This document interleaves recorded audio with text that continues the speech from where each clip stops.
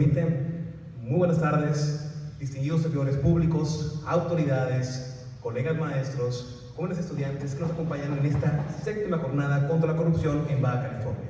Concretamente a este conversatorio que tiene por título Combate a la corrupción, retos y oportunidades para el fortalecimiento de la integridad pública y por supuesto la participación ciudadana.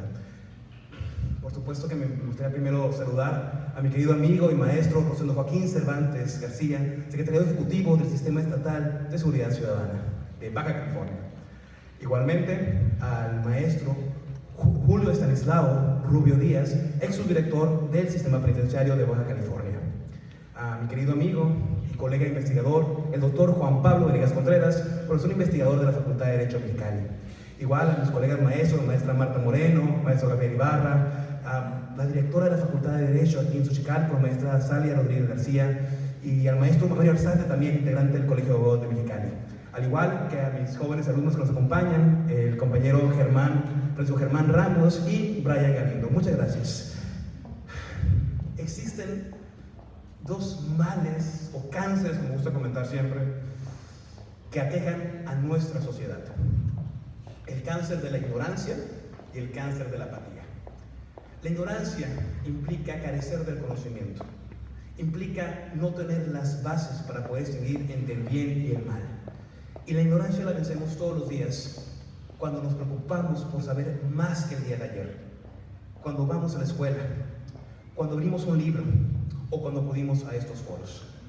Sin embargo, la apatía implica tener el conocimiento y no hacer absolutamente nada para cambiar nuestro entorno, nuestra familia, nuestra comunidad, nuestro ayuntamiento, nuestro estado y nuestro país.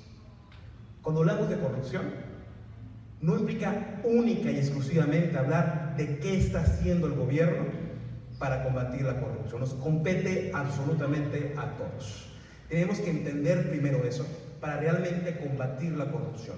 Si no entendemos que para un acto de corrupción tiene que haber un funcionario corrupto y un ciudadano que lo permita, estamos totalmente equivocados. Es importante que en este conversatorio participemos todos con sus preguntas, con sus comentarios, ya que es así como se nutre el proceso de ciencia y aprendizaje.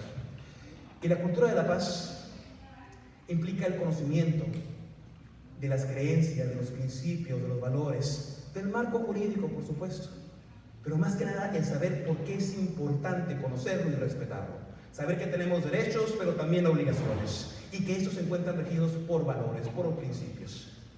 Y sin más palabras, vamos a dar inicio a este conversatorio. Muchas gracias.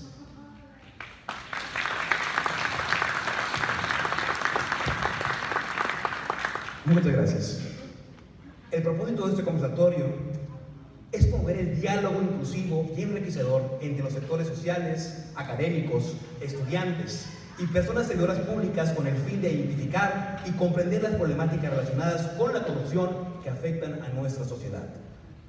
Buscamos fomentar un ambiente de colaboración y reflexión en el que podamos explorar soluciones concretas y estrategias efectivas para fortalecer la integridad pública y la participación ciudadana en la lucha contra la corrupción. Al finalizar, aspiramos a contar con una visión compartida y acciones concretas que nos ayuden a avanzar hacia un futuro más transparente, ético y participativo en la gestión pública, en beneficio de todas y de todos. Los pilares de una buena gobernanza son la transparencia, la rendición de cuentas, la fiscalización y la participación ciudadana.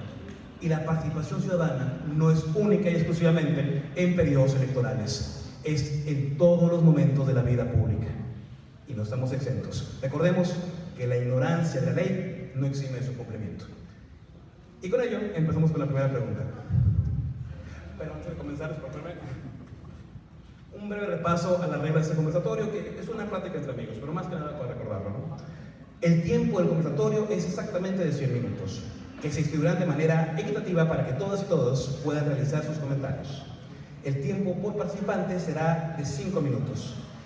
Posteriormente nos indicarán el cronómetro, les dirá el tiempo y por supuesto para que vayan cerrando la idea como tal, ¿no? En la segunda fase será de 3 minutos y 45 segundos.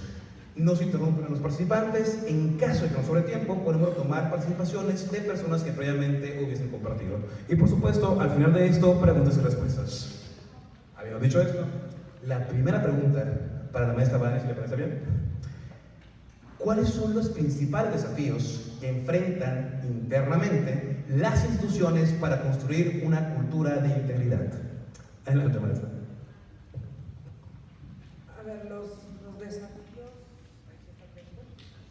los desafíos que enfrentan las instituciones para una cultura de la integridad. Ok. Primero, que funcionen bien, ¿no? Ya decía yo hace rato que estén todas sus partes completas y que cada quien haga lo que le toca.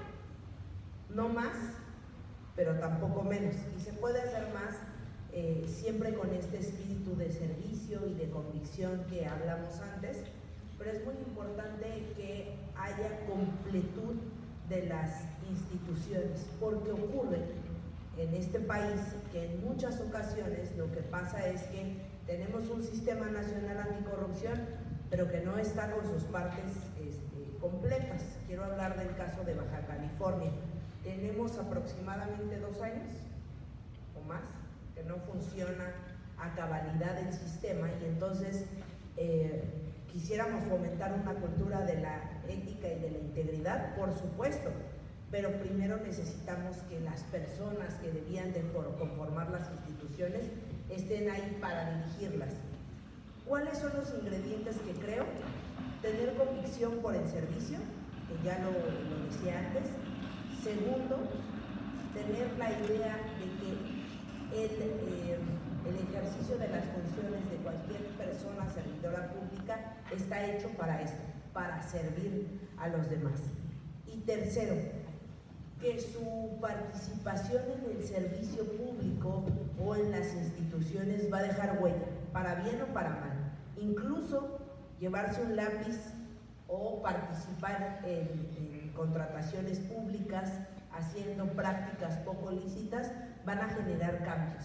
Y tenemos muchas historias, pero por ejemplo, no sé si se acuerdan de aquella historia del socavón en el estado de Morelos, donde 2 personas, el hijo y el papá, perdieron la vida porque se fueron al socavón.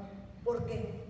No se compró el concreto con el material que se necesitaba, la persona que estaba a cargo de la licitación no tenía las competencias suficientes para dar esta, pero además la persona que se contrató y que dio sus servicios para ello no tenía la capacidad para hacerlo, pero sobre todo sí tenía muchas ganas de quedarse con parte de esa lana para reducir la calidad y así poderse quedar con más dinero. Entonces, en ese sentido, resulta muy importante que las personas a cargo de puestos clave no solamente hagan conciencia de los conocimientos técnicos que se requieren, sino también conciencia ética sobre el papel que tiene su trabajo para el bien de la sociedad. Excelente, y todavía tenemos tiempo, pero me parece fabuloso y coincido totalmente. No basta con conocer el concepto de ética, sino interiorizar los valores que tienen estos. Claro. A continuación, hacemos el uso de la voz al compañero Anders Mantis. Muchas gracias. Primeramente, quiero agradecerles por la oportunidad de estar aquí con ustedes. Es un honor para mí personalmente y a nombre de la Agencia de los Estados Unidos para el Desarrollo Internacional. Es muy importante que podemos colaborar y estar presentes en este tipo de evento. Entonces, muchas gracias por parte de los Estados Unidos como vecinos, socios, etc. Estamos muy felices de poder estar con ustedes. Para responder a la pregunta, como usted dijo, hay muchos elementos, las instituciones, es el ecosistema que existe para promover la integridad, y si hay un actor o varios actores que no están apoyando la integridad, el ecosistema no funciona y hay mucha corrupción. Entonces, es muy importante que todos los actores, ya sea el sector privado, el gobierno, sociedad civil, academia, todos los actores juegan un papel muy importante para apoyar la integridad, luchar contra la corrupción. Esta lucha no se termina, es como al nivel philosophical level, es como la lucha entre el bien, el bueno y el malo.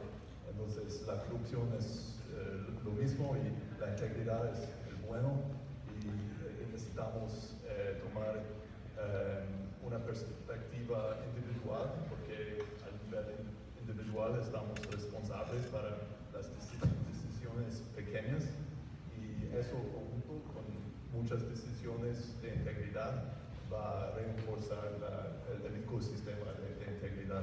Entonces hay muchos desafíos, pero eso es parte del problema en todos los países, y es un trabajo que no va a terminar.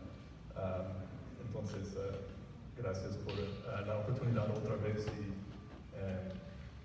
es todo por ahora. Gracias. De momento. Muchas gracias por esta primera intervención. A continuación, cedemos el uso de la voz al maestro Francisco Javier Martínez. Hola, muchas gracias a todos. Buenos días a todos y todas. Tardes, perdón. Quisiera yo un poco dirigirme más, un poco a lo mejor los que tienen estudios sociales hablarían de teoría social o teoría política. Y Baja California, soy yo junto con el doctor Martín Vera y mi compañero, los tres locales, tres que somos de Baja California y que traemos un poco más el pulso de lo que sucede en Baja California en cuanto al combate a la corrupción. Quiero decir que el principal reto viene desde lo nacional, que yo alcanzo a percibir, y es esta falta de distinción entre lo que es hacer política y lo que es el poder político.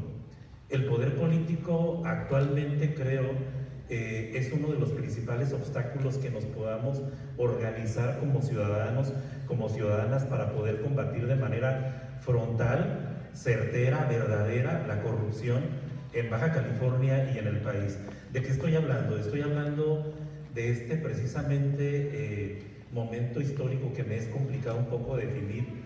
He estado a veces dialogando con compañeros de qué tipo de régimen está viendo en México. Es una cosa rara, extraña, no lo puedo de pronto definir, pero lo que sí tenemos y que creo que no hemos avanzado como sociedad es en evolucionar a realmente comprometernos con la democracia. La falta del respeto a la democracia, la regresión en la democracia, creo que es lo que nos ha llevado hacia atrás y por lo que no hemos avanzado. Quiero dirigirme particularmente a los compañeros del Poder Legislativo, que nos deben mucho a los ciudadanos de Baja California. Nos deben mucho porque, como bien decía la doctora Vania, no fueron 2 años, ya van más de 3 años en los que estamos en Baja California sumidos en esta lentitud, en esta falta de avance. Nosotros hemos emitido diferentes pronunciamientos y requerimientos y todo lo que ustedes gusten y manden a la presidencia del Congreso, tanto de la pasada administración como de la presente, para pedir un poco más de movilidad. Pedimos que fuera por parlamento abierto. La ciudadanía de Baja California, las organizaciones de la sociedad civil y la academia solicitamos que la reforma al sistema, a la ley del sistema estatal anticorrupción, se diera por parlamento abierto. Lo hicimos más de un año y medio más o menos. Hicimos la presentación formal de solicitud a parlamento abierto, que llegó la 24ª legislatura, nos dio respuesta que había urgencia, después de 2 años de solicitar nosotros esa reforma por parlamento abierto, que había la urgencia de aprobar esta ley y ya no había tiempo de hacer parlamento abierto. Nosotros pusimos una denuncia en la Comisión Estatal de Derechos Humanos porque es una violación al artículo 1 constitucional de los derechos de progresividad, ¿no? Hay un derecho de progresividad en la ley que establece, si el Congreso ya abrió parlamento abierto para un tema, ya no puede dar marcha atrás, tiene que haber para adelante. ¿Por qué hay de tal temática parlamento abierto y para este particularmente no lo hay? Este poder político del que hablo yo, especie de colonialismo del pensamiento ideológico en el que queremos llevar a una república donde todos pensemos igual, donde los datos de un mismo personaje sean los datos de todos, de los académicos, de los empresarios, de los activistas, de todos, eso creo que se torna hasta un tanto peligroso y un tanto desanimador de la participación ciudadana, porque entonces ese poder político, ¿en qué se traduce? Se traduce en que entonces un poder legislativo que rechaza un parlamento abierto, en el que nosotros le llevamos leyes y reformas, no solamente Tierra Colectiva, mi organización, sino también el Instituto Estatal Electoral lleva una propuesta de reforma de participación ciudadana, desde el 2018 está ahí congelada, ¿no? Que es una propuesta de reforma a la ley de participación para incluir 4 instrumentos de participación ciudadana más los que ya estaban. Ahorita solamente se reconoce el referéndum, la consulta popular, el plebiscito, pero ¿qué pasa con presupuesto participativo? ¿Qué pasa con cabildo abierto? ¿Qué pasa con congreso abierto? Queremos una política de transparencia y de gobierno abierto verdadero, no solamente de tema o de esta cuestión conceptual solamente. Queremos que eso sea real, no lo es y lo tenemos que decir. El poder político se apodera. ¿Qué nos encontramos entonces? Nos encontramos, por ejemplo, casos que así como a nivel nacional hubo una reserva de la información referente a los gastos que hubo para construir el aeropuerto del AIFA, a nivel ese poder político en lo local se tradujo que desde 2020 al 2022 90 millones de pesos fueron ejercidos para la compra de lavamanos en el tema del COVID para brindar a todas las escuelas. 50% de esos lavamanos terminaron en abandono. Esa información ha sido requerida y fue considerada como reservada durante 5 años.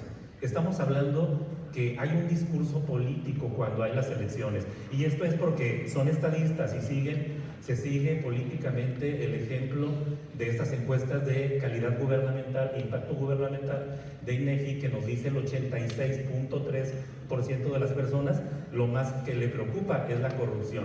Y como lo que más le preocupa precisamente es la corrupción, las campañas de marketing político vienen en ese sentido, el estar en campañas hablando voy contra la corrupción, pero yo espero de verdad que esta administración presente de Baja California llegue a buen puerto con la agencia digital, un proyecto muy bueno que desde la sociedad civil lo vemos como un ejemplo de digitalizar los procesos, de mejora regulatoria.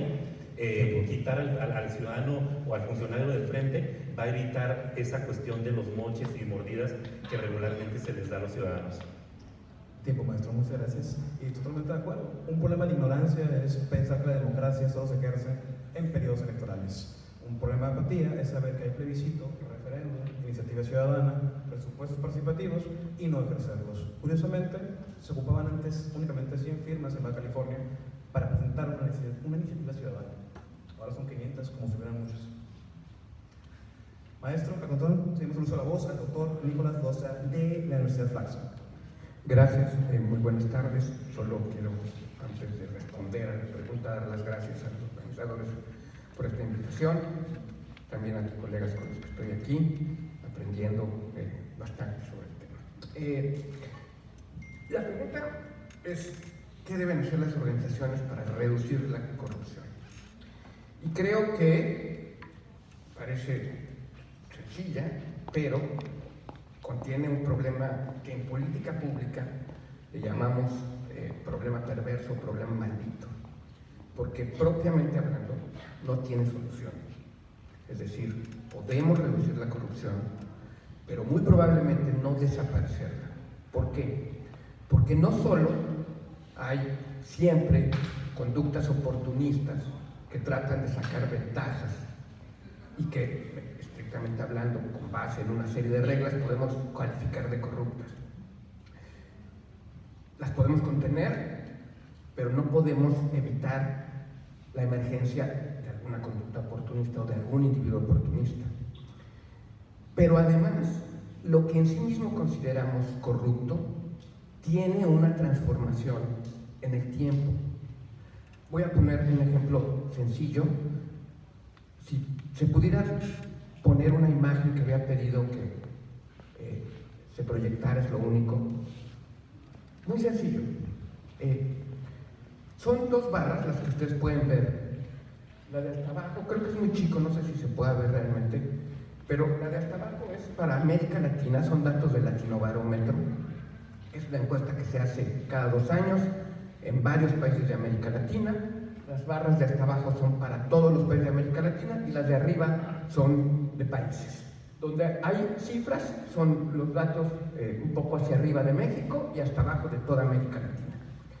A la gente se le pregunta si en el año fingieron haberse enfermado para no ir a su trabajo.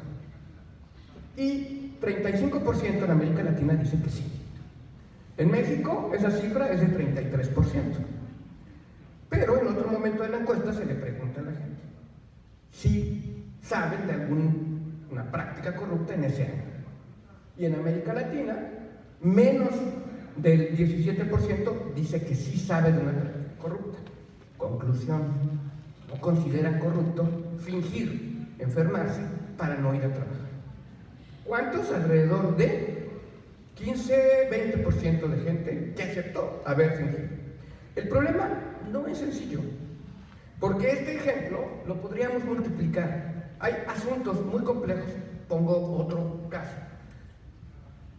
Digamos, la manera en que monitoreamos violencia doméstica, lo que consideramos violencia doméstica, la probabilidad de que haya corrupción en toda esa línea de atención, era inexistente hace 100 años, porque la violencia doméstica se consideraba un problema privado.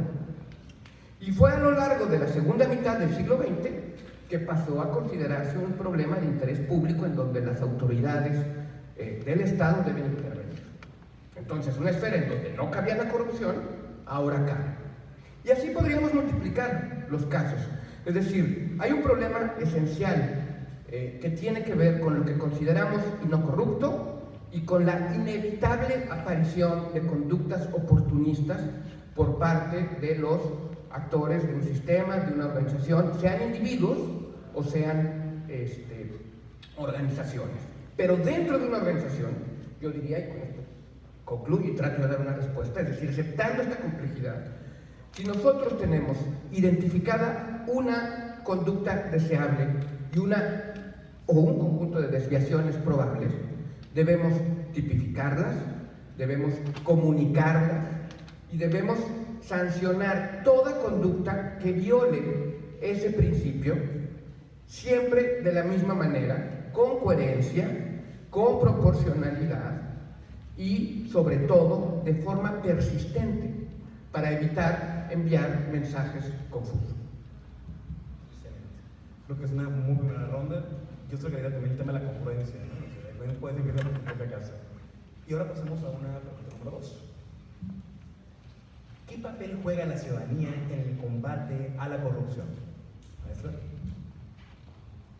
Bueno, históricamente nos han dicho, o en la historia reciente del mundo, nos han dicho que la participación ciudadana es un elemento necesario para que exista rendición de cuentas, es decir, para que la ciudadanía exija. Y entonces siempre nos venden la historia que la participación ciudadana es parte indispensable del ejercicio de un buen gobierno y el ejercicio de una democracia sana. Sin embargo, nos lo dicen discursivamente y pues es muy lindo escucharlo, ¿no? Y entonces hasta uno se siente como, ¡ay, qué maravilloso! Claro, yo soy muy importante. Pero en el ejercicio cotidiano de la vida pública de un país, sobre todo aquella donde el gobierno, el Estado está materializado en el gobierno, pocas veces se convida a la ciudadanía para participar. Sin obviar que las personas servidoras públicas, antes que otra cosa, son ciudadanos. Sin embargo, esto era tan relevante que en la Convención de las Naciones Unidas para la corrupción, contra la corrupción, que por cierto va a cumplir 20 años,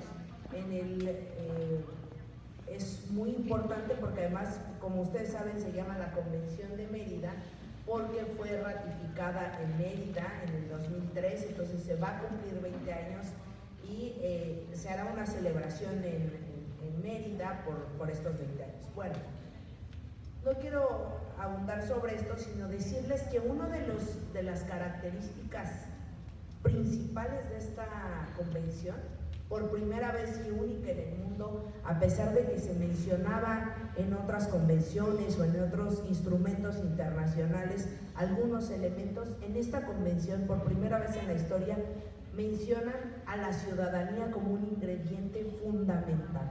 Y dice que la ciudadanía debería de estar ahí vigilando incluso a los órganos de control de la corrupción, y que no va a ser posible el combate a la corrupción sin el sector privado, sin la ciudadanía, sin la academia y sin el gobierno, que de alguna manera está representada en esta mesa. Vean qué interesante, ¿no? La visión de la academia, la visión, pues de alguna manera gubernamental, la sociedad civil, incluso unos ojos externos, ¿no?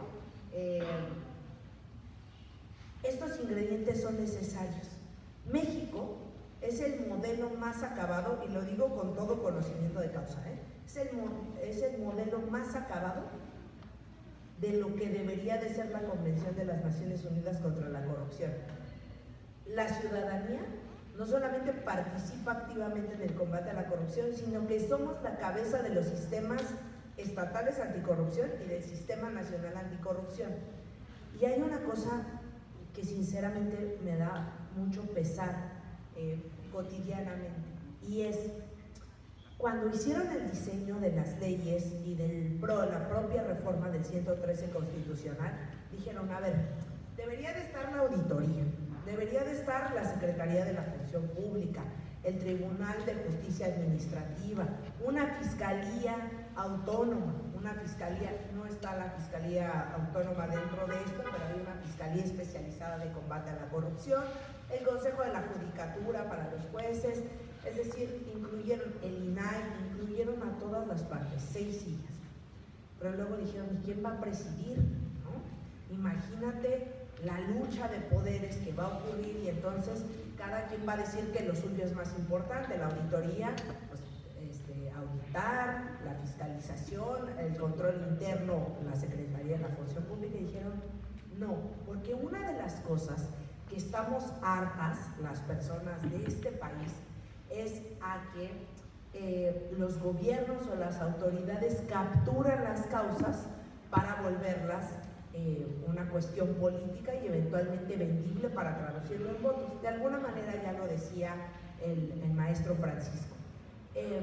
Y entonces dijeron, debemos de poner a los ciudadanos, porque saben que los ciudadanos no se van a corromper, y los ciudadanos tienen una causa muy importante, que es el combate a la corrupción. Hay que ponerlo en el centro. No solamente hay que ponerlo en el centro, hay que hacer que presida el Sistema Nacional Anticorrupción y los sistemas estatales, porque los ciudadanos van a tener el suficiente arrojo para decir lo que está bien y lo que está mal. Y me da mucho pesar platicarles esta historia, porque lo que ocurrió, y tiene que ver con lo que decía aquí el doctor, es un problema que de origen, pues es un problema perverso que no se va a resolver. Ok, no pasa nada. Pero no contábamos con una cosa. Lo decía por ahí el doctor Merino, también algunas personas de la red por la rendición de cuentas, y decían, ojo, puede ser que se capturen las instituciones, que se capturen. Y yo decía, ¿cómo creen? El sistema se acaba de crear, miren los ciudadanos, todo el arrojo que tienen y esto. Y lo que no pensamos es que eventualmente el poder resulta ser un elemento tan cautivador por la posibilidad no solamente de tener dinero, sino de tener control sobre la vida pública de un lugar. Termino esta idea. Resulta muy interesante entonces. Se ha ido capturando el Sistema Nacional Anticorrupción y el sistema estatal en los lugares que en los sistemas estatales, los lugares que deberían de ser para ciudadanos, donde los ciudadanos deberíamos de no tener pelos en la lengua para hablar y decir lo que está bien o lo que está mal, pues se ha ido capturando. Y entonces ese es un reto muy importante. No solamente contesté la pregunta, sino les dejo esta provocación, ¿no? Los ciudadanos, al tener acceso al poder o a la vida pública y la toma de decisiones, ¿actuarán de manera íntegra o no? ¿Con qué tiene que ver? Excelente planteamiento para una siguiente ronda. Perfecto. Continuamos con el maestro Anders Mantis. Gracias. Sí, es una buena pregunta porque la ciudadanía es parte de las instituciones. Somos partes del gobierno, somos partes de empresarios, consumidores de productos. Tal vez tenemos varios papeles también. Podemos ser parte del gobierno, también sociedad civil, academia. Entonces, las divisiones no son tan claros y las instituciones y la corrupción es como nosotros reconocemos algo en este ecosistema que dije antes. Entonces, la ciudadanía es criticar, es fundamental para empujar para la rendición de cuentas, para implementar sanciones en el poder judicial, en las instituciones judiciales, para hacer auditorías fuertes y transparentes, y para proteger los derechos humanos, porque eso es también una parte muy importante con respecto a la corrupción, porque cuando hay abusos de derechos humanos no hay la libertad de prensa, no hay la libertad de expresión, asociación, etc. Y esos derechos, esas actividades, periodismo, prensa, asociación, es muy fundamental para que la ciudadanía puede no hacer cosas solo, pero reunirse y juntos, en grupos, somos mucho más poderosos. Entonces, cuando hay las avenidas para hacer cosas juntas en comunidades, en la familia, en los barrios, a nivel municipal, estatal y eventualmente federal, es muy poderoso. Entonces, la ciudadanía es fundamental en todas las acciones, no solamente porque tenemos muchos roles, muchos papeles, pero también porque cuando hay acción que queremos hacer, no podemos hacerlo solo, no podemos combatir corrupción solo. Podemos hacer mucho solo en la familia, en la comunidad, etc. Pero junto es cuando hay cambios. Entonces, la protección de esas avenidas para reunirse, para investigar, libertad de prensa, periodismo, etc., es fundamental. Entonces, para concluir, no puedo, I can't enough stress la importancia de la ciudadanía en esta lucha contra la corrupción. Gracias. Muchas gracias, maestro. Me permito repetir la pregunta para aquellos que se van reincorporando a este foro. ¿Qué papel juega la ciudadanía en el combate a la corrupción? Se lo uso la voz al maestro Francisco Javier Martínez. Híjole, pues está muy claro cuál es el papel de la ciudadanía. Defender eso, nuestro derecho a la ciudadanía, nuestro derecho a vivir en una ciudad libre de corrupción, nuestro derecho a dibujar con nuestras observaciones siempre respetuosas, siempre con el análisis de incidir en la política pública que se hace a nivel gubernamental para mejorar un mejor país. Y como hablo, es notar aquello que si el funcionario, la autoridad o el político no lo vio por intención o con intención, algún recoveco o algo que está mal en algún reglamento, pues la ciudadanía debe de prender ciertas alarmas para comunicarle en niveles de incidencia lo que está falto. Por ejemplo, hace un momento les decía yo, y que anotaba precisamente mi compañero también, la reforma a esta ley de participación ciudadana no modificada desde el año 2012.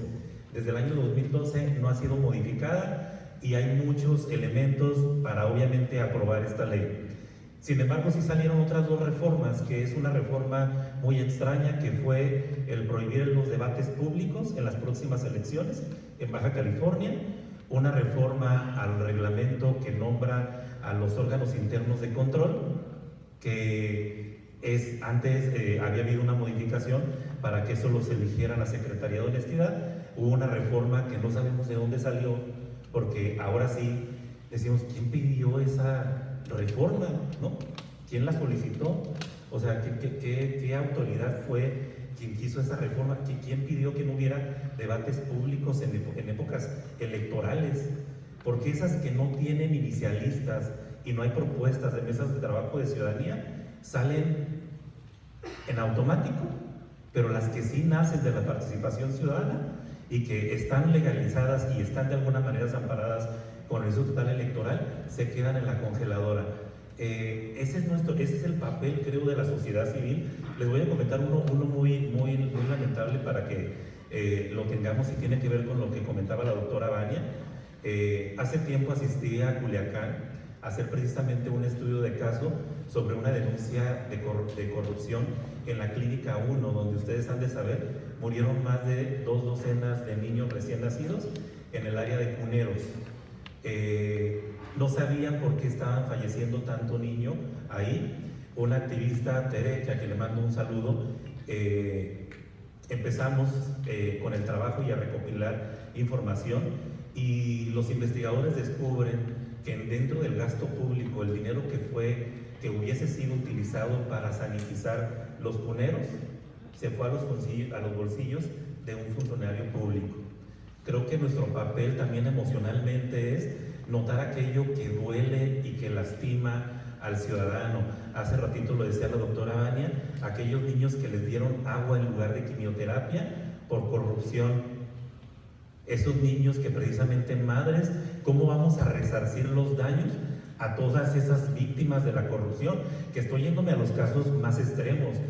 Señoras, mamás que fueron a exhumar el cuerpo de sus hijos porque querían saber la verdad, enterraron 2 veces a sus bebés para descubrir nada más que la avaricia, que la falta de valores de una persona que se llevó el dinero al bolsillo fue por lo que perdió a su bebé, y que lamentablemente no sé a ciencia cierta decir si estuvo bien o estuvo mal esta investigación, pero concluyó en la destitución del director del Seguro Social Estatal del Estado de Sinaloa. Hubo ciertas recomendaciones por la Comisión Interamericana de Derechos Humanos. Ese es el papel de la ciudadanía, defender. Claro, hay muchos papeles. A mí no me importa la corrupción hasta que me afecta, hasta que yo no tengo acceso a una cama para meter al Seguro Social a mi papá, o no tengo el contacto adecuado para pedir que ponga en prioridad a mi papá o a mi mamá. En el tema de salud, la corrupción cuesta, y cuesta bastante. ¿Cuál es nuestro papel como sociedad civil? Es observar todo eso. Yo agradezco, y ese es uno de los ejemplos que debo reconocer la altura política, democrática de la secretaria de la Honestidad, de Rosina del Villar.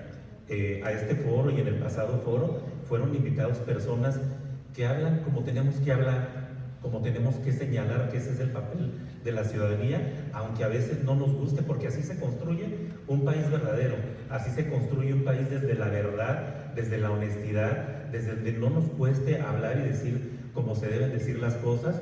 Y yo celebro que esto ojalá se replique en el Congreso del Estado, donde para entrar al Congreso, a un recinto que es público, se te hace a mí no saben todo el cuestionamiento que me hacen para poder entrar al Congreso, ¿no? Porque pareciera ser que tengo que llevar, no tengo ningún justificante, soy ciudadano interesado y tengo el derecho, y así lo hago valer, de entrar aquí a esta legislatura.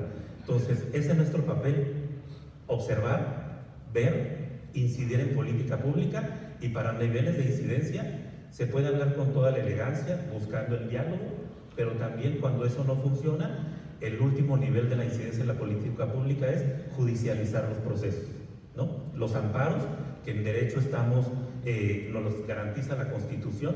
Cuando algo se aprueba que está contrario a la norma, contrario a los derechos humanos, nos asiste el derecho para defenderlos. Correcto, maestro, muchas gracias. A continuación se nos usa la voz al doctor Nicolás Lozano. A ver, sin duda es fundamental el rol que se le ha asignado a la ciudadanía en México y prácticamente en todas las democracias contemporáneas para contener, combatir la corrupción. Pero creo que aquí sí tenemos que hacer una distinción, porque por un lado tenemos organizaciones de la sociedad civil, individuos en lo personal, que cumplen la expectativa que les asigna el rol, y otros que o bien por apatía o bien por afinidades políticas o de otro tipo renuncian a ese papel. ¿Por qué planteo esto al principio? Porque el papel que se le ha asignado a la ciudadanía en México implica pensar al ciudadano como alguien que es apartidista, que no es parte del gobierno tampoco, y que solo eventualmente está en organizaciones que además también tienen estas características apartidistas y no vinculadas al gobierno. Y la realidad es que no es así. Es decir, tanto funcionarios de gobierno como los integrantes de un partido político son ciudadanos, como una inmensa cantidad de ciudadanos tienen afinidades partidistas y vínculos con gobierno. Entonces, esto lo planteo como punto de partida, porque creo que el papel que se le ha asignado al ciudadano en el combate a la corrupción en México tiene que ver más que con un supuesto acerca de la independencia del ciudadano, con un supuesto acerca de la importancia del pluralismo y de la multiplicidad de actores, observadores y demandantes de conductas íntegras. Y eso es lo que debemos preservar con los ciudadanos, pero también en el funcionamiento interno de las propias organizaciones gubernamentales, del Congreso, por ejemplo, de los parlamentos subnacionales y federal. Es decir, no suprimir nunca el pluralismo, no abdicar a una sola voz, porque eso es precisamente la principal fuente o uno de los principales riesgos para que aumenten las conductas corruptas.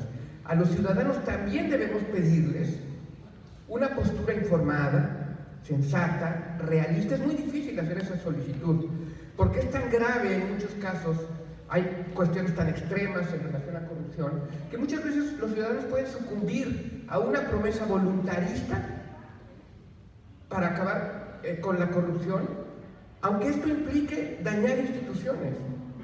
Y es mucho mejor perseverar en esfuerzos institucionales que incluyan la pluralidad de miradas, aunque lleve tiempo obtener resultados, y hacer correcciones. Por ejemplo, pensaba, si el papel de los ciudadanos en el Sistema Nacional Anticorrupción ha sido parcialmente capturado por partidos políticos o por gobierno, esto no quiere decir que tengamos que echar a la basura el sistema entero, ni abdicar del papel que le damos a los ciudadanos. Tenemos que corregir.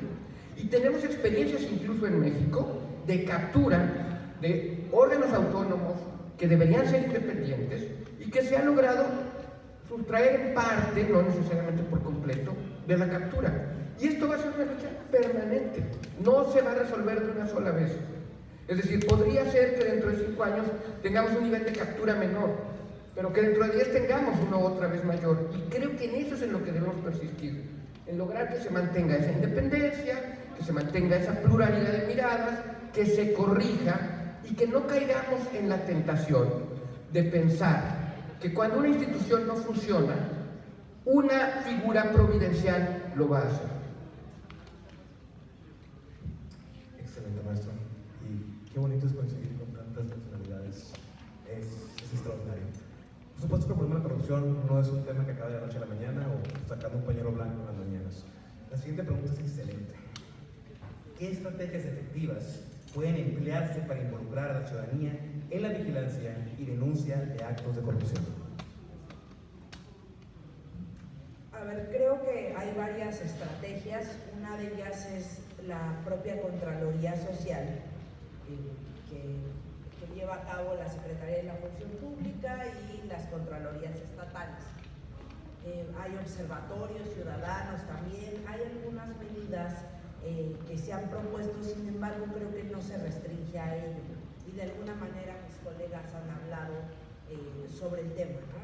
La participación de la ciudadanía va mucho más allá y es más amplia y no se reduce a un espacio meramente institucional.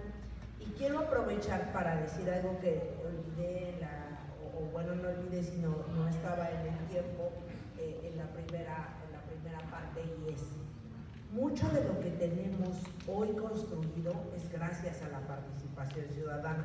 No tendríamos un sistema nacional anticorrupción sin la participación de la ciudadanía. No tendríamos muchas de las instituciones que tenemos hoy si no existiera la ciudadanía.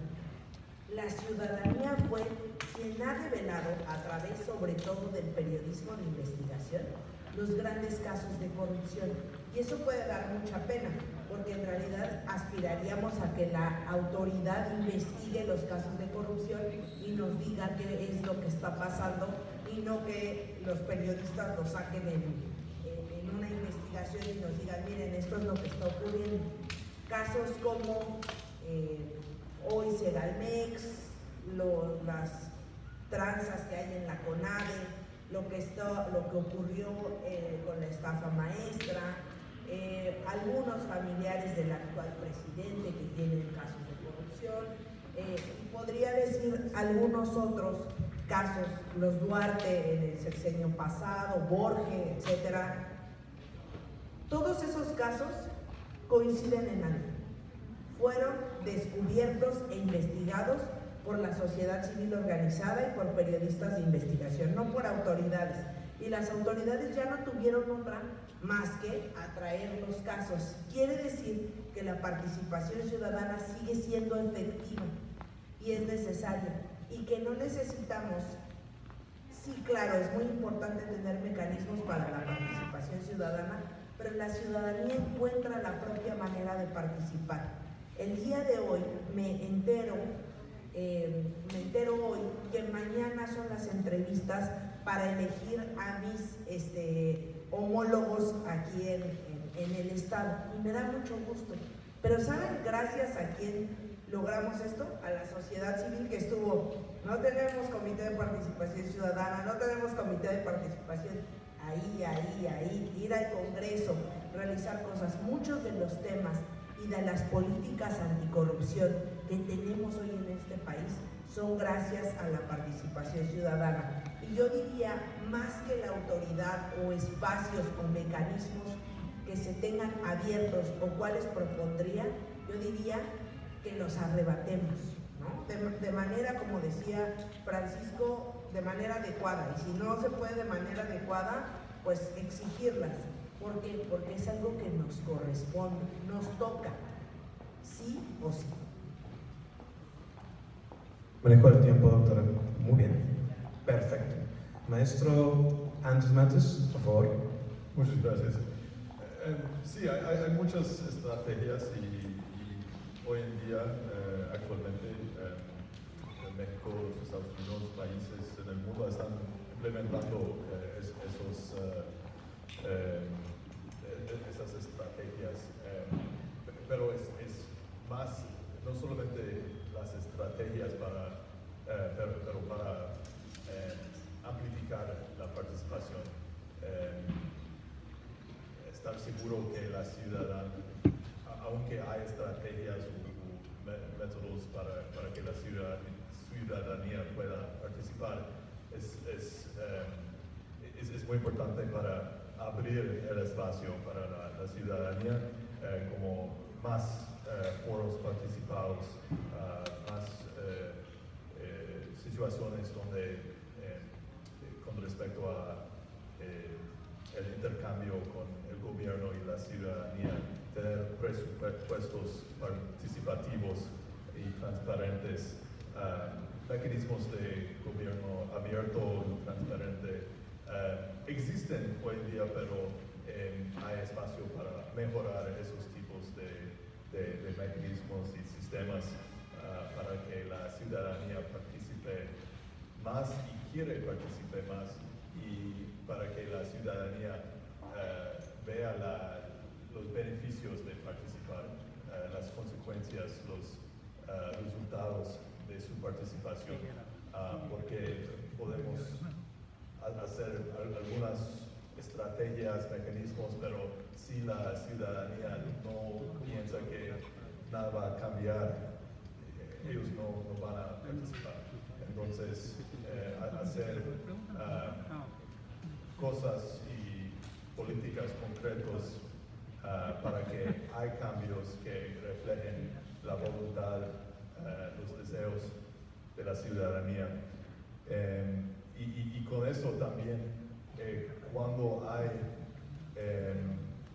personas que quieren cambiar algo, hay riesgos, porque la lucha contra la corrupción no es algo sin riesgos. Y cuando hay lamentablemente muertos o algo muy peligroso con respecto a empujar la transparencia, empujar la rendición de cuentas, es muy importante que hay sanciones, que haya sanciones contra las personas que cometen abusos de derechos humanos, y para que la ciudadanía y las víctimas tienen oportunidades para sentir seguro en la participación en el grupo de rendición de cuentas, porque sin la seguridad, sin las sanciones, sin la justicia, la ciudadanía no quiere involucrarse. Entonces, el espacio es primero, pero la castigación, las sanciones, la habilidad de inculcar cambios reales, y finalmente la protección de derechos humanos son fundamentales. Gracias. Thank you very much. A continuación se nos inició la voz al maestro Francisco Javier Martínez. Hola, creo que esta es una de las preguntas más complejas, la más compleja de todas. Son muchas horas lo que los activistas le metemos para poder impulsar, motivar, acrecentar el interés de la ciudadanía por estas temáticas, ¿no? Tenemos muchos ejemplos buenos de la Carta Latinoamericana de Participación Ciudadana. Regularmente nos gusta hacer un compendio de buenas prácticas que hay con diferentes activistas en la República Mexicana. Una estrategia positiva, me parece a mí, puede ser apelar siempre al aspecto emocional. Ustedes dirán, ¿y qué tiene que ver? Muchísimo el aspecto emocional. La casa maestra tuvo tanto revuelo, tanto eco, tanto indignación, y que de alguna manera fue combustible político también para un momento de efervescencia política, porque nos pega que veas esa obscenidad de recursos en un lugar y ver la carencia con la que un ciudadano puede estar viviendo en otro lado. Hay personas que pueden morir por no tener un mejoral, y hay gente que puede tener una como la casa maestra. Creo que en el inconsciente colectivo eso duele. Yo ahorita estoy en contacto con una organización que se llama Política Colectiva del estado de Chihuahua, y les cuento brevemente una buena práctica que ellos están haciendo para que alcanzan 100 pesos en el gasto público. Y hagan de cuenta que Política Colectiva agarra un billete de 100 pesos y lo divide en porcentajes. Todo el gasto público que tiene gobierno del estado me está invitando para que replique yo aquí con los datos que me estoy encontrando, porque me estoy espantando, ¿no? Entonces ellos dicen, en el billete de 100 pesos, si ese es el gasto público, ¿cuánto gasta el gobierno en, por ejemplo, búsqueda para personas desaparecidas? Del gasto público, ¿cuánto fue? 0,00.3% del presupuesto anual es lo que se invierte. Ahorita nosotros nos invertimos 5,900 pesos para la búsqueda de una persona desaparecida en nuestro estado. No estoy diciendo que es privativo de Baja California. La mayor parte de los estados de la República Mexicana están así. No invierten más de 10,000 pesos en buscar a una persona desaparecida. Pero cuando contrastan ese dato, esta organización que ha hecho el ejercicio en diferentes estados de la República con una metodología muy interesante, ellos sacan, vamos a contrastarlo contra el dato de cuánto gasta el gobernante en turno en imagen pública? ¿Cuánto le paga a medios de comunicación? ¿Cuánto le paga para mejorar su imagen pública? No, pues ya no es el 0,0000.3%, ese porcentaje se incrementa. Creo que hacer estas provocaciones, porque son provocaciones como diría la doctora, esta provocación de enfrentar estos dos datos de en imagen se pueden gastar millones y millones. Nuestro Congreso es el más caro en los últimos 20 años. El ejercicio, ustedes, hay cheques de devolución de gastos por comprobar, por casi 4 millones, un cheque de gastos por comprobar, reembolsado a un diputado por 4 millones de pesos. Es obsceno eso. Estos ejercicios creo son buenas estrategias porque definitivamente cuando llegan a oídos de alguien que no le alcanzó para la medicina, de alguien evidentemente va a tener una respuesta muy diferente. Otra estrategia que ocupamos es la que decía el compañero, esa congruencia. Necesitamos separar los poderes, separar poder ejecutivo del legislativo, del judicial. Pareciera que todo es uno mismo ahorita, como dice la canción de Timbiriche. No puede ser así. Nosotros metimos una iniciativa también para esta legislatura para solicitar que el nombramiento del magistrado anticorrupción y del fiscal anticorrupción fuera por medio de una convocatoria pública, no por medio de una terna del Ejecutivo en turno. No es propio de Baja California, es el Estado mexicano el que adolece todo esto. Los fiscales de la República Mexicana en materia anticorrupción y los generales se cambian conforme se cambia el poder ejecutivo, aun cuando deberían de tener autonomía total y deberían de tener esta independencia para evidentemente trabajar cualquier proceso. Nosotros vemos el cambio de gobernante, y digo no es privativo a Baja California, y en automático se cambia el fiscal. ¿Y por qué se debe cambiar el fiscal? Que no fue para un periodo específico, no necesariamente corresponden en tiempos y en formas, pero sucede. Necesitamos un poder judicial verdaderamente independiente. Eso va a llevar evidentemente que como sociedad crezcamos y tengamos mejores resultados en el combate a la corrupción. Les puedo hacer un compendio, pero creo que yo los invitaría a que visitaran la página del Border Hub, ¿no?, del International Center for Journalists and Bloggers, que son periodismo de investigación, que hay muchas investigaciones de Baja California, de caso corrupción, con nombres y apellidos. Hay una denuncia interpuesta por 900 millones de pesos en la época de COVID, que se hicieron compras de medicamento caducado, ¿no? Se compró millones y millones de... ¿Dónde está? Queremos respuestas sobre todas esas investigaciones que ya fueron atraídas y que ya hemos estado en reuniones para poderle dar seguimiento, pero las estrategias creo que ahorita van a tener que ser bastante de comunicación en medios masivos. Muchas gracias, maestro. Y totalmente, en el contexto de los datos y la congruencia, como ven totalmente las prioridades. Doctor, sí, por favor. Gracias. A ver, a mí me parece que para alentar la participación ciudadana podemos distinguir un componente institucional y un componente educativo que en realidad podría ser parte de lo institucional. Cuando hablo de un componente institucional, pienso sobre todo en dos tipos de medidas.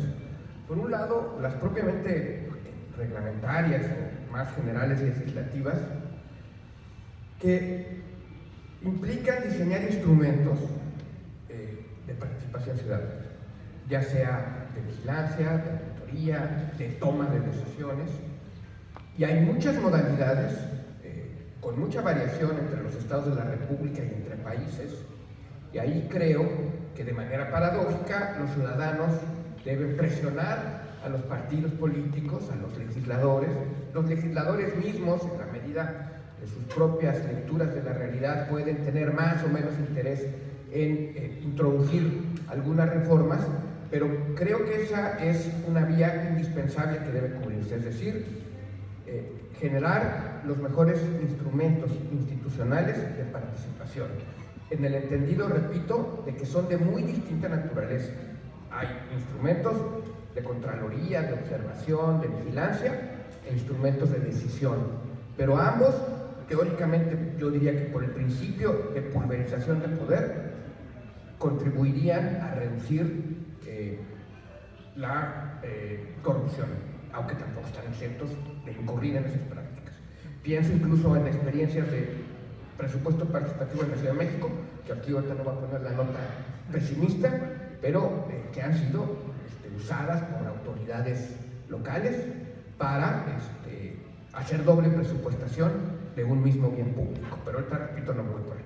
Luego, la otra parte, cuando hablo de lo institucional, me refiero también a diseñar instrumentos que abaraten el costo para el ciudadano común y corriente de participar.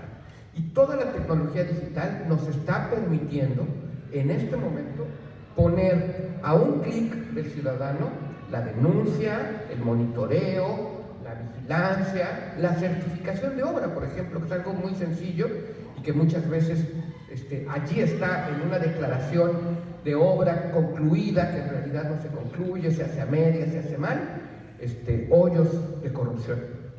Y decía que un componente que a mí me parece muy importante, que lo pondría como dentro de los elementos al final institucionales, es la cuestión educativa. Creo que durante muchos años hemos pensado en la educación cívica o en la educación en general como un vehículo para que nuestros niños, nuestros jóvenes, nosotros, crezcamos con valores democráticos, con valores cívicos en general, y les hemos dado quizá poca importancia a valores de integridad y anticorrupción, que no se limitan, y eso me parece fundamental, a la observación del poder político o del gobierno o de autoridades estatales, sino que van de las prácticas cotidianas más sencillas en la familia, que quizá técnicamente podrían no ser corrupción, pero que si hay una regla que se viola de manera, digamos, ambigua, a veces sí, a veces no, pues tenemos problemas de integridad allí. Y así podemos seguir subiendo en términos de escala social y de educación, y creo que es indispensable incluir ese componente en la educación cívica en general, en muy distintos niveles, con prácticas de control social, por ejemplo en las escuelas, a nivel niños. Les pongo un ejemplo sencillo, conozco prácticas en escuelas primarias de contraloría de la cooperativa. Así de simple. ¿Cuánto se pueden robar ahí los niños? Quizá nada, quizá ni lo intenten, pero el hecho de poner el dispositivo y jugar con esa doble figura, la cooperativa y el contralor, creo que abona en la dirección que estoy planteando. Excelente, doctor, muchas gracias. Continuando con nuestro programa, invitamos a los participantes de manera presencial y de manera virtual a formular sus preguntas a los integrantes de este foro.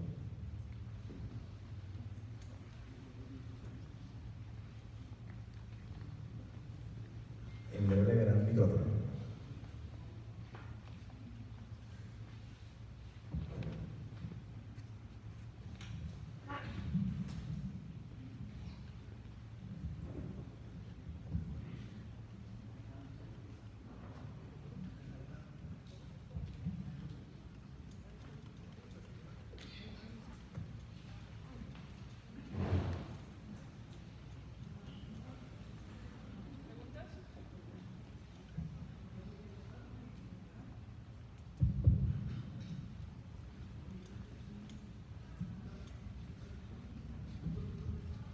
Muchas gracias.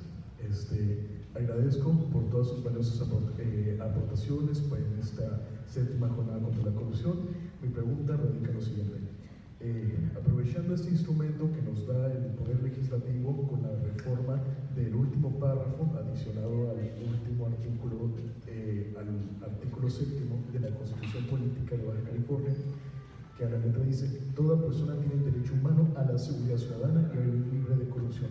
¿Cómo es que podemos hacer uso de este instrumento que nos da el Poder Legislativo para implementarlo dentro de las políticas públicas y todas las acciones que se realizan en contra de la corrupción? Muchas gracias. Muchas gracias, Ramán. A quien quiera responder esta pregunta, tenemos un espacio de 3 minutos por respuesta. ¿Está? A ver, ¿cómo lo hacemos válido? Pues creo que con todos estos ejercicios que mencionan los compañeros, lo hacemos válido. Ejercemos ese derecho no solamente de participar, sino de reclamar que vivamos en un ambiente libre de corrupción. Parece hasta poético, ¿no? Que esté, porque es algo intangible, es algo que no podemos ver, pero que en realidad todos los días nos damos cuenta en el abasto de medicamentos. Veía por ahí, y creo que sigue la persona que le dieron el reconocimiento, pues está en un área clave, ya no la veo, está en un área clave, medicamentos. El hecho de que nadie con sus palancas, con sus amigos, llegue y se lleve más medicamentos de los que corresponden, vigilar ya eso hace que una persona pueda vivir libre de corrupción, pero que además pueda acceder a la salud, que es otro derecho. El derecho a vivir en un ambiente libre de corrupción en realidad es habilitador de otros derechos y debería de transversalizarse porque nos ayuda a cumplir los otros a cabalidad. Entonces, me parece que estos pequeños ejemplos que se mencionan son necesarios, pero donde nos toca actuar hay que vigilar que no se cometan actos de corrupción. Más aún, más sencillo, no cometamos nosotros actos de corrupción y así estamos ayudando a que las personas puedan ejercer este derecho. Muchas gracias, maestro Francisco. Por supuesto. Es muy interesante la pregunta. Te recomendaría buscar a un personaje que ha venido a estas jornadas, que es el doctor José Roldán Chopa, que un doctor abogado de la Ciudad de México y que a eso se dedica exactamente a lo que estás diciendo, a cómo certificar ese derecho jurídico para verme como afectado ciudadano y poder llegar a los canales legales. Digo, él tiene otro lenguaje en ese sentido mucho más amplio y más académico, estructurado, pero creo, como decía la doctora Vania, sucedió en el nombramiento del Sistema Estatal Anticorrupción de la legislatura pasada. Hubo el nombramiento de 15 consejeros que violentaban los aspectos de idoneidad y de requisitos de petición para ser consejeros, y entonces diferentes consejeros, y fue quien amparó la Comisión Estatal de Derechos Humanos ante el reclamo ciudadano, y se acudió a la Suprema Corte de Justicia de la Nación para que hubiera esa rectificación, porque había habido la captura de este sistema, había habido la captura en el nombramiento de ellos, y entonces hay las instancias legales para ese precisamente artículo que mencionas, poder retomarlo y poder acudir a la Suprema Corte cuando creemos que fue vulnerado. Afortunadamente la Suprema Corte respondió a favor de esa petición y tuvo que reformarse la ley del sistema estatal, dejando solamente a 5 consejeros, y esperamos ahorita que en el proceso nuevo que es mañana, están en las entrevistas los que van a ser aspirantes a consejos de participación ciudadana, sean legitimados y traigan este respaldo popular y este respaldo social de que son legítimamente ciudadanos y no son puestos por captura del poder público. Muchas gracias, maestro. Si me gusta esta pregunta, vamos a pasar a la siguiente pregunta, por favor. Adelante, maestro. ¿Qué tal? Buenas tardes. Quisiera plantear la pregunta desde la perspectiva, a lo mejor puramente política, en el sentido de la perspectiva del poder. Un problema enorme que a mí me parece que tenemos en el combate a la corrupción es precisamente el enfrentamiento con factores de poder cuya esfera de influencia es tan fuerte o son tan inteligentes que pueden anular las instituciones de combate a la corrupción o las actividades. ¿Cómo lo hacen? Entonces, creo que ahorita mencionaron capturar las propias instituciones, amenazar a empleados, a personas, etc. Entonces mi pregunta es, ¿qué medidas podrían tomarse realísticamente para neutralizar estos factores de poder aferrados a la corrupción? Es muy amplia, no sé, por ejemplo, en la contratación pública. Ayer creo que en una de las ponencias mencionaron que Corea del Sur, por ejemplo, tenía casi totalmente todo su sistema de compras era electrónico. No sé si eso también ayuda a neutralizar la influencia de esos poderes. Esa es la pregunta, ¿no? ¿Cómo neutralizar realísticamente los factores de poder, por ejemplo, en las contrataciones públicas? Muchas gracias. Muchas gracias, maestro. ¿Quién desea contestar esta pregunta? Doctor, por favor. Yo quiero decir solo un aspecto porque me parece que es complicado. Efectivamente creo que en la pregunta el término realista es muy importante porque esos factores de poder siempre van a estar aquí. Y creo que hay una parte que le toca a la ciudadanía que puede romper con ellos, pero es muy difícil, a veces lo hace, a veces no lo hace, porque es tal el enojo que, por ejemplo, la sociedad mexicana tiene con la corrupción, que puede darle su confianza a alguien que ofrece acabar con la corrupción por ese simple hecho, es decir, con independencia de que tenga una estrategia adecuada, dedique recursos, dé seguimiento, consigne presuntos culpables de actos de corrupción, etcétera, etcétera. Entonces yo creo que ahí los votantes, los ciudadanos como votantes, somos de los pocos factores que episódicamente aparecemos sin esos compromisos y que podemos vulnerar ese tipo de alianzas que hay y que además lamentablemente también son parte un poco del juego democrático. Es decir, muchas veces para que un partido logre desplazar a otro, hace pactos de protección con el partido que sale, y eso no solo pasa en México. Y la única manera de romper con esos pactos es votando por un tercer partido cuando es necesario. O sea, yo creo que la idea de castigar en el votante mexicano es clave, porque no la tenemos. Es decir, castigamos y luego permitimos 3, 6, 9, 12 años, con un poco la idea de que hay que dar la oportunidad. Yo creo que cuando una autoridad no cumple con aspectos elementales del combate a la corrupción, hay que castigarlo electoralmente. Y claro, hay muchos otros componentes que ahorita yo ya no toco para no extenderme, pero creo que el electoral es de los pocos claves, efectivos, pero que obviamente implican un esfuerzo de coordinación muy grande.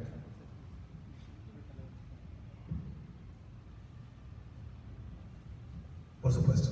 Nos comenta que ya estamos en tiempos límites, pero preferimos en todo caso a una última pregunta a cargo de maestro Anders, si puede ser bien. ¿Cuáles son las acciones concretas que debemos tomar como sociedad para avanzar en la lucha contra la corrupción y fortalecer la integridad pública?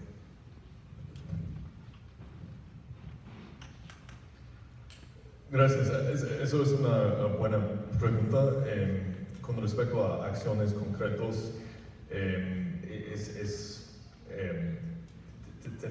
estamos haciendo acciones concretas, pero continuar implementando medidas para la transparencia, para empujar la participación de ciudadanía, para empujar comunidades locales, actores locales para participar, no solamente en sus comunidades, pero también en las estrategias de la comunidad al nivel municipal, estatal, etcétera, cuando sea posible. Pero también cuando hay planes de anticorrupción, hay diálogos así, involucrar participantes de diversos actores como estamos haciendo ahora. Entonces, estrategias que ustedes están haciendo son muy importantes y es importante continuar haciendo lo que estamos tratando de hacer con respecto a corrupción, desarrollar planes con sociedad civil, el sector privado, el gobierno, medir la implementación de esos planes y asegurar que hay participación de la ciudadanía. Entonces, claramente es difícil, es muy complejo, pero es necesario y es una lucha que necesitamos hacer. Gracias. Un minuto de cierre. Tenemos un sistema nacional anticorrupción y hoy hablamos del combate a la corrupción porque hay corrupción en México. Así de fácil. No hemos tenido las agallas como ciudadanía, pero también como gobierno y sector privado, de acabar o de tratar de controlar este problema. ¿Cuáles son los elementos que creo que deberíamos de fortalecer o que deberíamos de empujar más? Participación ciudadana. El día de hoy, el conocimiento que tiene la ciudadanía me parece que ha rebasado por mucho a lo que hace el ámbito gubernamental. Y entonces no se trata de pelearse o quién ha avanzado más o menos, sino utilizar este expertise para generar planes y programas que ayuden a mejorar las condiciones de vida de las personas. Las personas deben de estar al centro de las políticas públicas sí o sí. Lo que les decía hace rato, reconocer a las víctimas de la corrupción, resarcir los daños y recuperar el dinero que se pierde en corrupción para mejorar la vida de las personas y hacer que los sistemas de fiscalización y de control, es decir, el Sistema Nacional de Fiscalización, funcione y ayudar a que los nombramientos salgan. De verdad que estoy muy esperanzada que el día de mañana tengamos nombramientos en Baja California. Muchísimas gracias por esta invitación. Muchas gracias, doctora. Maestro Luis Javier, un minuto nada más. Gracias. Yo los invitaría a que hagamos otra vez provocación intelectual sobre conceptos como gobernanza, populismo, democracia, que son conceptos que tenemos que reconfigurarlos y verlos bajo este nuevo paraguas de realidad política que se vive en el país. No nos dividamos entre, ahorita yo soy pueblo, tú eres medio pueblo, tú casi eres antipueblo, y hay alguien que ya definió quién es pueblo y quiénes no, y nos ha llevado a un lugar donde nos hemos hasta autocensurado. Me voy a autocensurar porque en las redes inmediatamente cuando yo hago una crítica, ¿dónde estabas cuando el presidente Enrique Peña Nieto? En manifestaciones, en amparos. Les puedo hacer una lista de dónde estaba en tiempos de Calderón, en tiempos de Vicente Fox. No nos dividamos, pero no lleguemos al lugar en el que como sociedad nosotros mismos nos autocensuremos y ya no queramos opinar porque se venga una violencia brutal hacia nosotros, hacia nuestra vida pública, por el hecho de decir lo que consideramos mejor como país. Me reservo el derecho a decir desde mi corta o larga experiencia que tenga lo que yo considere que es. Puedo estar equivocado, pero nace finalmente de esto que hablaba la doctora, de la convicción. Nace de la convicción que tengo y de esta influencia que también quiero motivar a que se haga un cambio sustantivo para mi país. Sí, gracias. Bueno, yo diría que, por un lado, todo lo que tiene que ver con nuestra propia inserción como ciudadanos, como individuos en la sociedad, debería llevarnos a estar pensando un concepto de integridad actualizado. Yo empecé planteando que aquellas esferas de comportamiento, aquellas conductas que en algún momento quizás son permisibles, en otro no lo son, implican ya la intervención de autoridades, posibles conductas corruptas, y creo que eso siempre tenemos que tenerlo presente como individuos, estarnos cuestionando si nuestra conducta es íntegra y qué debemos hacer para que lo sea completamente.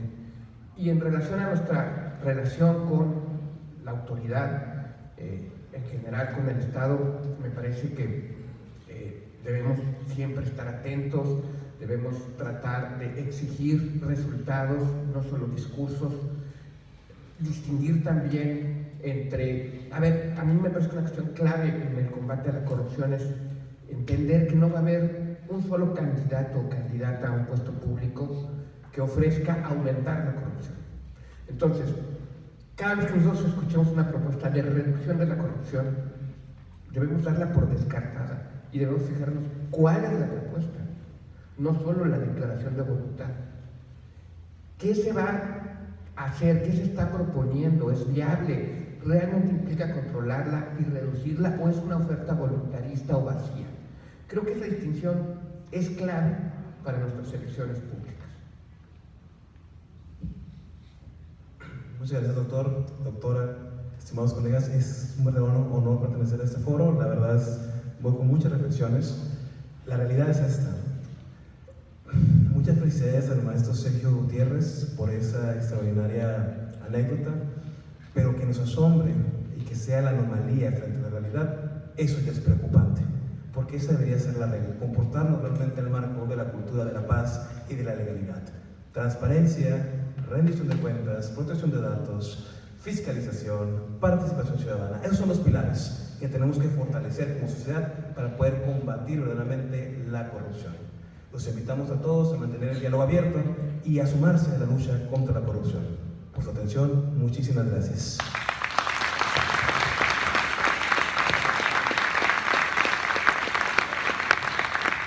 Muchas gracias por su participación en este primer conversatorio que se realiza en el marco de la 7ª Jornada contra la Corrupción en Baja California 2023.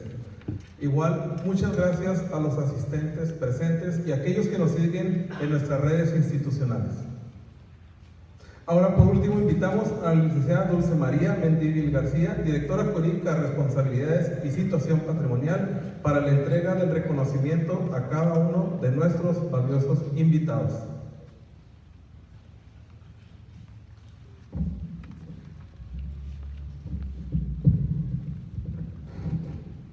A nombre de la Secretaría de la Honestidad y la Función Pública, agradezco su excelente participación en este primer conversatorio. Para tal efecto, estaré entregando reconocimiento a Francisco Javier Martínez Mendoza. Muchas felicidades.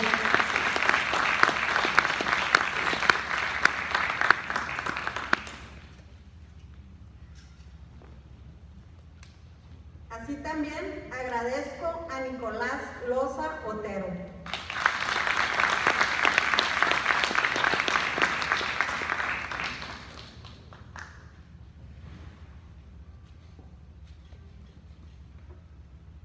Así también agradezco a Anders Mantius, así se pronuncia o no.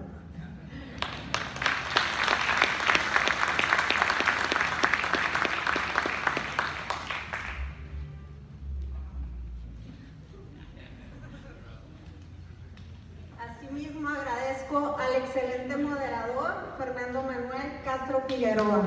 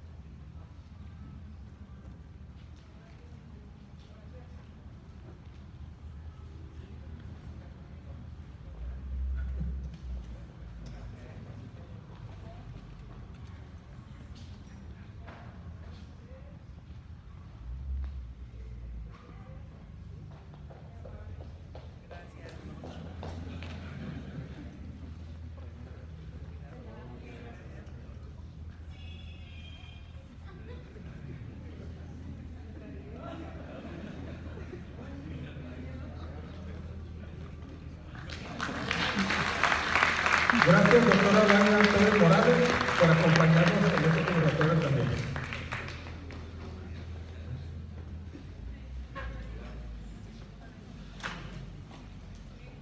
Bueno, hemos llegado a la culminación de esta 7ª Jornada contra la Corrupción en Baja California.